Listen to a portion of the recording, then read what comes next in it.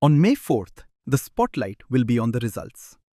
But to understand what those numbers mean, it helps to go back to 2021 and look at how voters behaved in three key states: Kerala, West Bengal, and Assam. Each of these states followed a very different pattern, and those patterns could shape how we read the verdict when votes are counted. In Kerala, politics has traditionally moved in a cycle, with power alternating between the Left Democratic Front and the United Democratic Front. But 2021 broke that rhythm. The LDF, led by Chief Minister Pinarayi Vijayan, returned to power with 99 seats in the 140-member assembly. It was the first time in decades that an incumbent government had been voted back in. What made that result stand out was the nature of the campaign. The election was marked by a series of allegations, including corruption charges and the gold smuggling controversy. Yet those issues did not seem to significantly alter voting behavior. Instead, the LDF's governance record came into sharper focus, particularly its handling of floods, its welfare programs, and its response to the COVID-19 pandemic.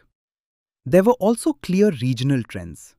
The LDF held its ground in rural and semi-rural areas, while the UDF performed relatively better in urban constituencies.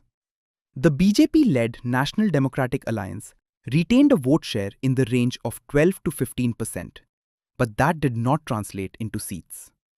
Now, with voting over, the question is whether voters have once again rewarded incumbency based on performance or returned to the state's older pattern of switching governments. West Bengal told a very different story. The 2021 election was framed as a direct contest between the ruling All India Trinamool Congress and the BJP. The TMC, led by Chief Minister Mamata Banerjee, won 215 out of 294 seats, securing a third consecutive term. But the headline number does not fully capture the shift underneath. The BJP expanded rapidly, increasing its tally from just 3 seats in 2016 to 77 in 2021, firmly establishing itself as the principal opposition. At the same time, the left and the Congress, once central to Bengal's political landscape, failed to win a single seat. Voting patterns revealed a clear regional divide. The BJP performed strongly in North Bengal, while the TMC dominated South Bengal, including the more urban and densely populated districts. Margins were also tight in many constituencies, with a large number of seats decided by less than 5% of the vote. So even though the TMC won comfortably in terms of seats, the contest on the ground was far more competitive. With polling now complete, the question is whether the BJP has been able to convert its expanded vote base into more seats, or whether the TMC has managed to hold on to its dominance.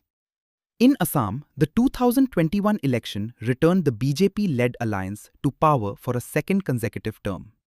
The alliance won 75 out of 126 seats, and Himanta Biswa Sarma took over as Chief Minister.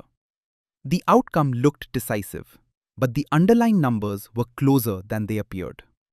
The gap in vote share between the BJP and the Congress-led alliance was relatively narrow. One of the defining features of the election was the consolidation of votes along community lines. The Congress aligned with the AIUDF, bringing together a significant section of Muslim voters. At the same time, a large share of Hindu voters consolidated behind the BJP-led alliance. This polarization played a crucial role in shaping the result. The idea of a double-engine government, with the same party in power at both the centre and the state, also resonated with a section of voters. And importantly, there was no strong anti-incumbency sentiment at the time.